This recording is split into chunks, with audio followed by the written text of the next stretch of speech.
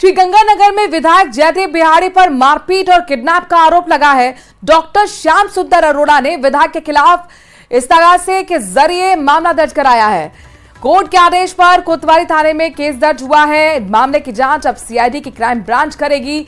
सूत्रों से मिली जानकारी के मुताबिक डॉक्टर श्याम सुंदर अरोड़ा ने सोशल मीडिया पर श्रीगंगानगर विधायक जयदेव बिहारी को लेकर टिप्पणी की थी, जिससे विवाद उपजा। स्थानीय व्यापारियों ने पूरे मामले को राजनीति से प्रेरित और झूठा बताया है। एमएलए के खिलाफ मामला दर्ज करने के विरोध में संयुक्त व्यापार मंडल ने बंद का भी ऐलान किया है।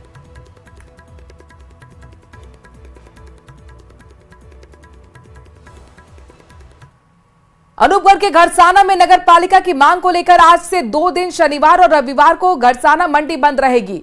व्यापारिक संगठनों ने मंडी बंद रखने का फैसला लिया है। स्थानीय लोगों का कहना है कि राजस्थान सरकार ने बजट में घरसाना की पूरी तरह से अनदेखी की है। लोगों को उम्मीद है कि घरसाना को लेकर अब सरकार की तरफ से उनकी बात को सुना जाए।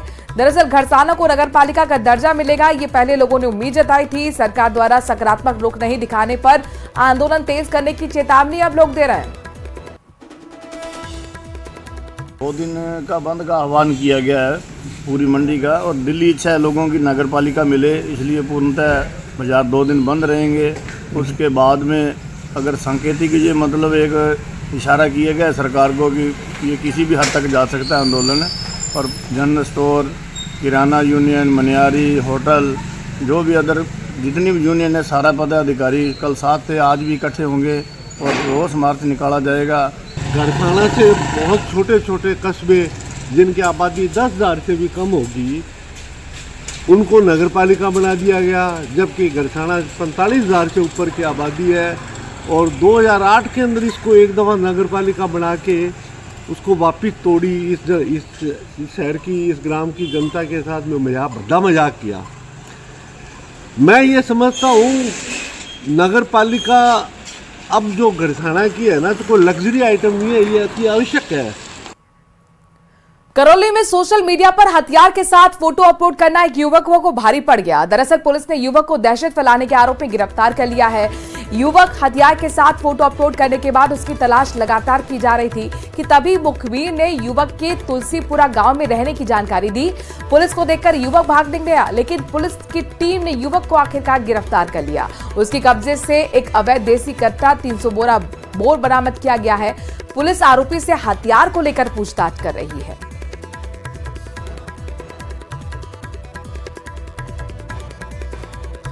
कोटा के तलवंडी इलाके में बदमाश दिन दहाड़े कैटरिंग की दुकान से 25-25 किलो के लोहे की प्लेट चुराकर फरार हो गए। दिन दहाड़े हुई इस वारदात के बाद सीसीटीवी में फुटेज भी अब सामने आया है। बाइक सवार 2 बदमाशों ने वारदात को अंजाम दिया। चोरी की ये वारदात सीसीटीवी में कैद हुई। जवाहर नगर थाना पुलिस इस पूरे मामले की जांच पड़ताल करते हुए बदमाशों की तलाश कर रही है। दुकान पे चोरियां हो रही है आए दिन यहाँ पे तलवंडी क्षेत्र में, और पुलिस प्रशासन कुछ भी नहीं कर पा रहा है इसमें। करीबन महीने भर के अंदर 8-10 चोरियां हो चुकी है यहाँ पे। अभी सोमवार के दिन मेरे यहाँ पे चोरी हुई है, इसमें करीबन 15 प्लेटें बच्चियों की चोरी करके लेके गए। 2 जने मोटरसाइकिल पे आए थे। पुलिस की कुछ भी कार्रवाई नहीं हो पाई है।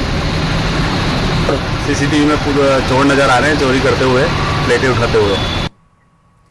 कोटा के ताथेड़ इलाके में 11 जुलाई को ढाबे पर रोहित मीणा की हत्या के मामले का पुलिस ने खुलासा कर दिया है।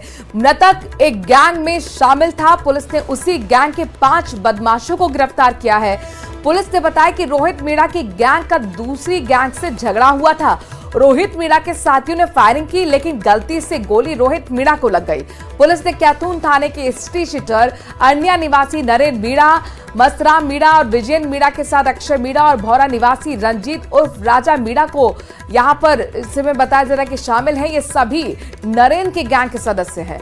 रोहित भी इन्हीं की गैंग का सदस्य था।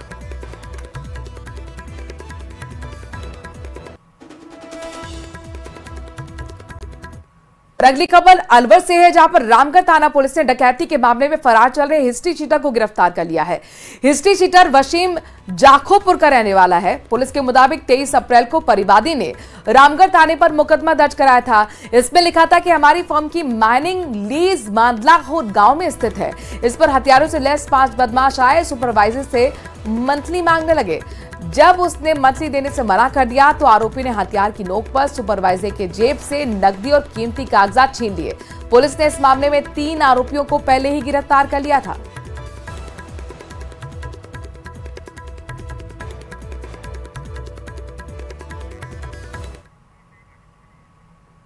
अलवर के कोतवाली पुलिस ने चोरी के मामले में एक शातिर नकाबजन को गिरफ्तार कर लिया है। आरोपी 18 जुलाई को एक घर से 2 मोबाइल, चांदी की अंगूठी, पाजेब और नकदी लेकर फरार हो गया था। आरोपी गगन जाटव दिल्ली का रहने वाला है। कोर्ट ने आज आरोपी को 1 दिन के पुलिस रिमांड पर भेज दिया है। फिलहाल पुलिस अब आरोपी से पूछताछ कर रही है। रात्रि को उनके घर के अंदर से घुस करके किसी व्यक्ति ने 2 मोबाइल और एक चांदी की अंगूठी और चैन वगैरह चोरी कर ली और 7,000 रुपए, जिसमें उन्होंने नामजद आरोपी के मुकदमा दर्ज कराया था। बाद अनुसंधान मुलजिम को गिरफ्तार किया है, उससे पूछताछ की जा रही।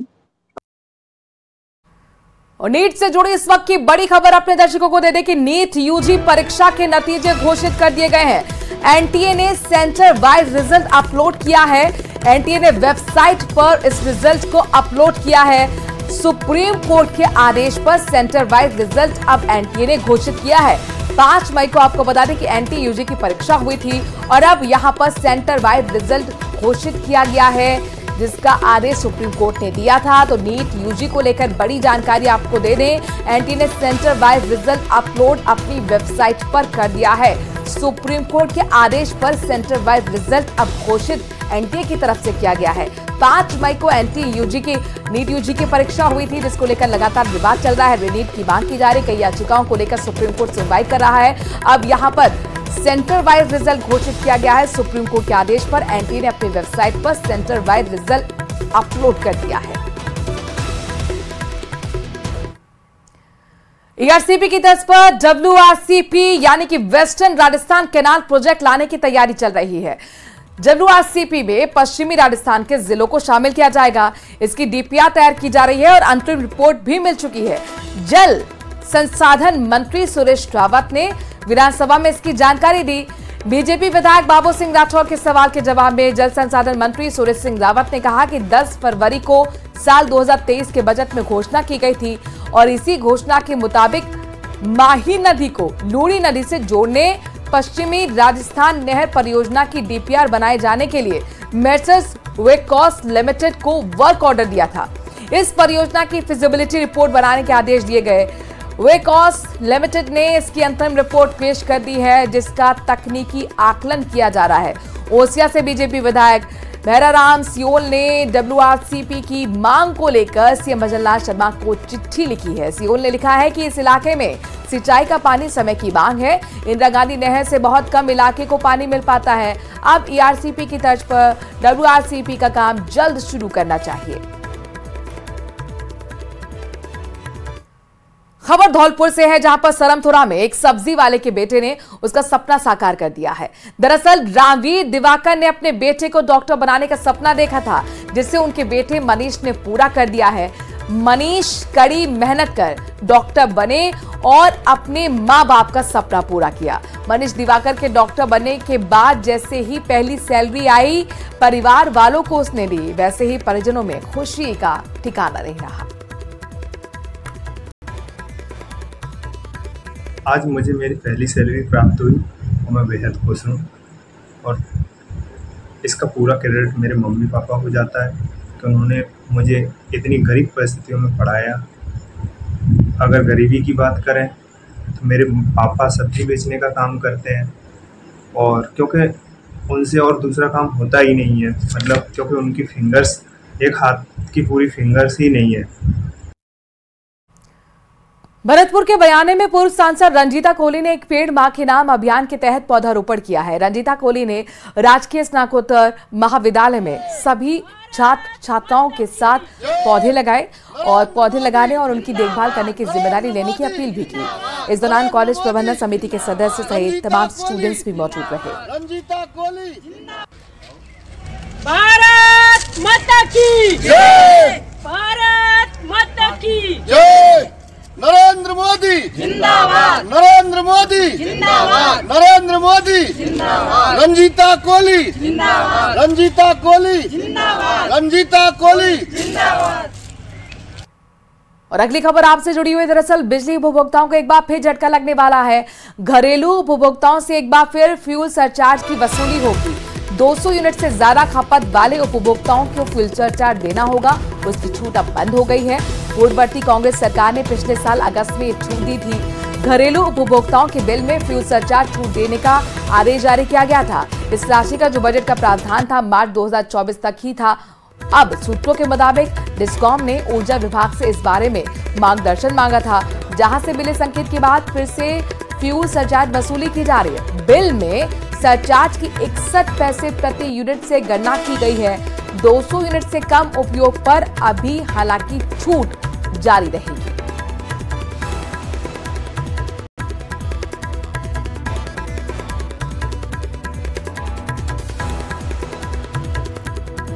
प्रदेश के बजट के बाद अलग अलग क्षेत्र में बजट को ग्राउंड जीरो पर अमली जामा पहनाने की तैयारी शुरू हो गई है और इस बार बजट में जयपुर की काफी घोषणाएं भी हुई हैं, जिसको जल्द धरातल पर उतारने की कवायद शुरू हो गई है। ये खास रिपोर्ट देखिए।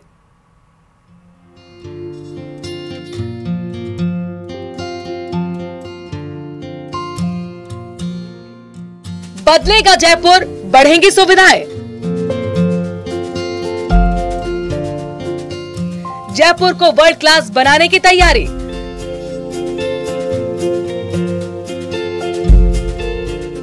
जमीन पर उतरेंगी बजट की घोषणाएं। 2-3 विभाग मिलकर करेंगे काम। जयपुर को वर्ल्ड क्लास बनाने की तैयारी शुरू होने वाली है। इस साल बजट में की गई घोषणाओं के अमल में आने के बाद जयपुर का नजारा कुछ बदला सा नजर आएगा।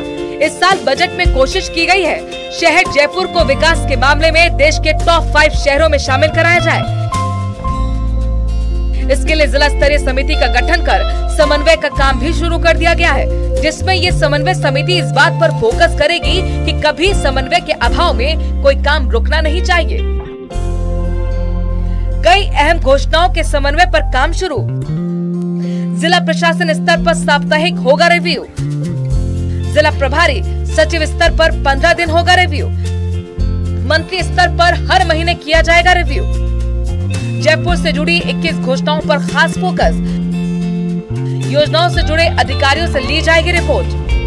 प्रभारी मंत्री, प्रभारी सचिव सहित सांसद और विधायकों के साथ मिलकर योजनाओं का तय समय पर क्रियान्वयन किया जाएगा। इसके लिए गठित की गई कमेटी ने योजनाओं को सूचीबद्ध कर लिया है, जिसमें 2 से 3 विभाग मिलकर काम करेंगे। कुछ घोषणाओं के लिए स्टेट लेवल कमेटी में चर्चा की जाएगी। कुछ घोषणाओं के लिए डीपीआर के टेंडर लगाने की तैयारी की जा रही है, तो कुछ पर काम पहले से ही शुरू किया गया है। जोर यही रहेगा कि जयपुर शहर का स्तर देश के सबसे बेहतर शहरों के स्तर का हो। जयपुर जिले के प्रभारी सचिव अपर्णा अरोड़ा को जिम्मेदारी दी गई है। वहीं जयपुर जिला प्रशासन के साथ मिलकर इसके लिए वीकली बैठक भी शुरू की जा चुकी है। इसमें हर 15 दिन से 1 महीने में जिला प्रभारी मंत्री जोगाराम पटेल भी हिस्सा लेंगे। राजस्थान और विशेषकर जयपुर के आमजन को विश्वास दिलाता हूं कि हमारा ये बजट एक माइलस्टोन होगा हमारे राजस्थान के विकास में, हमारे जयपुर के विकास में। सभी विभागों ने अपना अपना फोकस अपने अपनी जो घोषणा पर दिया है। कुछ ऐसी घोषणाएं जो 2 या 3 विभाग मिलकर करेंगे, कुछ ऐसी घोषणाएं जो बिना स्टेट लेवल कमेटी में डिस्कस हुए नहीं हो सकती, कुछ ऐसी घोषणाएं जिनकी डीपीआर बनवानी तो डीपीआर के टेंडर लगेंगे, कुछ ऐसी घोषणाएं जिन्होंने विभाग ने काम प्रारंभ कर दिया और उन्होंने डिक्लेयर किया कि हम 2 महीने में, 3 महीने में, अगले महीने में हम कार्य, जैसे महाविद्यालय विद्यालय के जो है, तो उन्होंने कहा साहब हम एडॉक प्रिंसिपल लेंगे, जब तक हमारा भवन नहीं बने तक हम कोई किराए का भवन लेकर के हम विद्यालय महाविद्यालय उसको प्रारंभ कर देंगे। तो ऐसे विभाग वही अलग अलग सब डिस्कस हुए और इन सारी घोषणाओं को समयबद्ध पूर्ण समय के अंदर पूरी करेंगे, ये आपको आपकी मार्फत हम जनता को विश्वास दिलाना चाहते हैं। ये निरंतर चलती रहेगी। हमारे सेक्रेटरी महोदय और कलेक्टर साहब वीकली हो, जरूरत पड़ने पर वीकली भी कर सकते हैं, डेली भी कर सकते हैं, 15 दिन भी कर सकते हैं, और हम लोग भी जैसी जरूरत होगी 15 दिन में, महीने में ऐसी बैठ कर करते रहेंगे। हर घोषणा के लिए एक तर्क संगत समय सीमा तैयार की जा रही है, जिसमें उसे पूरा किया जाना चाहिए। मंत्री की मौजूदगी में पहले बैठक के बाद प्रभारी सचिव अपर्णा अरोड़ा अगली बैठक में सभी घोषणाओं को लेकर संबंधित विभागीय अधिकारियों से एक बैठक की तैयारी की गई है, ताकि सभी समय पर प्रगति रिपोर्ट ली जाती रहे। जयपुर से अरबाज अहमद की रिपोर्ट।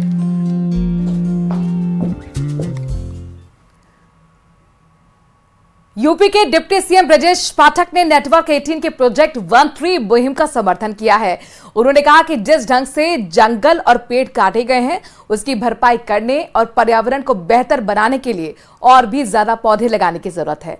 उन्होंने लोगों से नेटवर्क 18 के इस मुहिम से जुड़ने की अपील भी की है।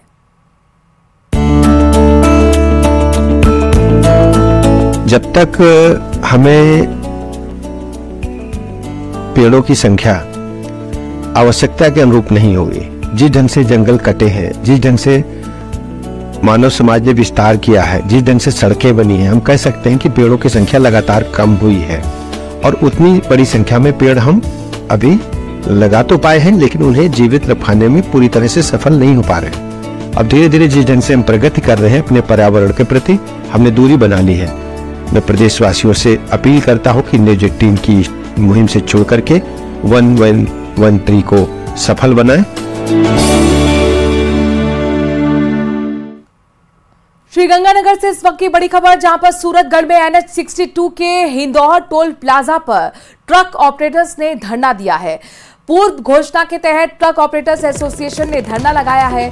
ट्रक ऑपरेटर ओवरलोडिंग, कैश पर्ची काटने और हाईवे क्षतिग्रस्त होने के बावजूद टोल वसूली का विरोध कर रहे हैं। ओवरलोडिंग का फास्टैग से भुगतान की मांग कर रहे ऑपरेटर एसोसिएशन ट्रक ऑपरेटर से मांगे नहीं पूरी होने तक आंदोलन की चेतावनी भी दी गई है। वाहनों को हाईवे पर खड़ा कर ऑपरेटर लगातार नारेबाजी कर रहे हैं। तस्वीर आपके सामने सूरतगढ़ से आई हैं, जहां पर NH62 के हिंदौर टोल प्लाजा पर ट्रक ऑपरेटर्स ने धरना शुरू कर दिया है। पूर्ण घोषणा के तहत ट्रक ऑपरेटर एसोसिएशन ने धरना दिया है। ट्रक ऑपरेटर ओवरलोडिंग, कैश पर्ची काटने और हाईवे क्षतिग्रस्त होने के बावजूद टोल वसूलने का विरोध कर रहे हैं।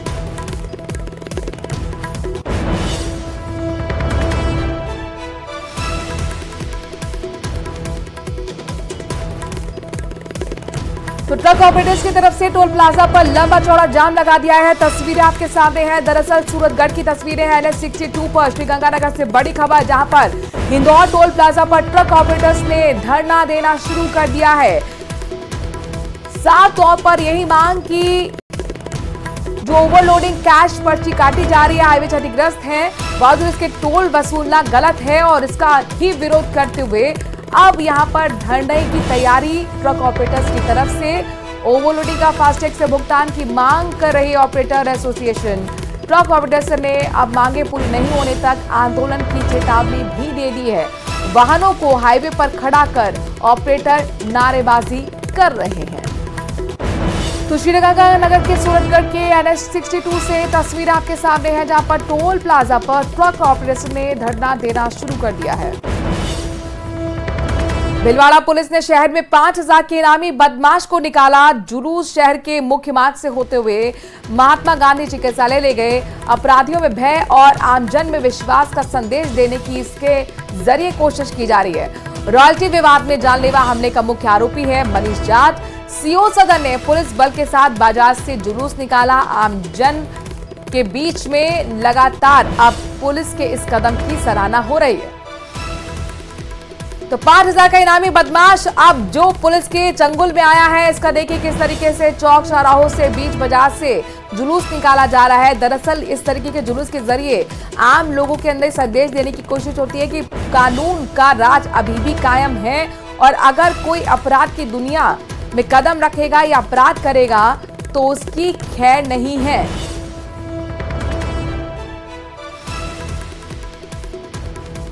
एक बड़ा बदमाश ये बताया जा रहा है। 5000 का नाम इस पे घोषित था। आखिरकार इसे गिरफ्त कर अब जुलूस निकाला गया।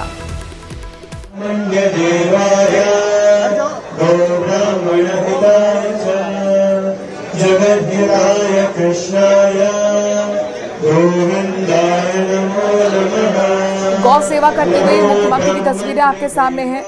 आज खास उनका दौरा, जिसमें उन्हें इस कार्यक्रम में शिरकत करनी थी। देखिए यहाँ पर किस तरीके से तिलक लगा रहे हैं गाय माता को और माला भी पहनाई जा रही है। ये गौ सेवा का इस तरह का अंदाज मुख्यमंत्री का आप देख पा रहे हैं। तो ये खास तस्वीरें मुख्यमंत्री भजनलाल शर्मा के कार्यक्रम से जुड़ी हुई आपको हम दिखा रहे हैं, जहां पर मुख्यमंत्री पहुंचे हुए हैं और गौ सेवा के कार्यक्रम में शिरकत करते हुए सबसे पहले उन्होंने गाय को तिलक लगाया और उसके बाद फूल भी उस पर चढ़ा रहे हैं, माला भी उसे पहनाई है। दरअसल गाय का हिंदू और सनातन धर्म में काफी पूजनीय स्थान होता है। 100 करोड़ देवी देवताओं का माना जाता है कि गाय के अंदर वास होता है। अब आरती बकायदा गौ माता की की जा रही है, क्योंकि गाय को हम माता का संज्ञा भी देते हैं। दूध और दही गाय हमें देती है और सबसे लचीली और शांत पशु के तौर पर भी गाय को जाना जाता है।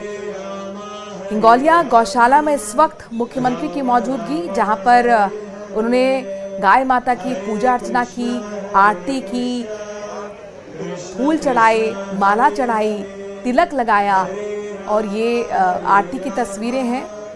साथ ही अब देखिए तमाम जो लोग हैं गौशाला से जुड़े हुए वो लोग भी मौजूद आपको नजर आ रहे होंगे, प्यार से गाय को कुछ खिलाते हुए भी नजर आ रहे हैं। दरअसल जब भी कोई त्योहार होता है तो हिंदू और सनातन धर्म में सबसे पहले गाय की ही पूरी निकाली जाती है, गाय को ही भोग लगाया जाता है, तभी माना जाता है कि भगवान ये आपका भोग जो है वो ग्रहण करेंगे। तो ये एक पेड़ माँ के नाम पौधारोपण की शुरुआत होगी, लेकिन उससे पहले ये गौशाला की तस्वीरें हैं।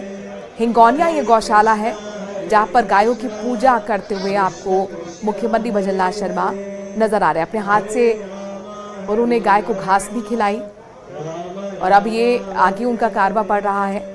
एक पेड़ माँ के नाम अभियान की आज मुख्यमंत्री को शुरुआत करनी है, उससे पहले हिंगोलिया गौशाला मुख्यमंत्री पहुंचे हुए हैं। लगातार इस कार्यक्रम से जुड़ी हुई ताजा और बड़ी अपडेट आपको देते रहेंगे। वक्त छोटे से ब्रेक का है, आगे देखिए देश और दुनिया की खबरें।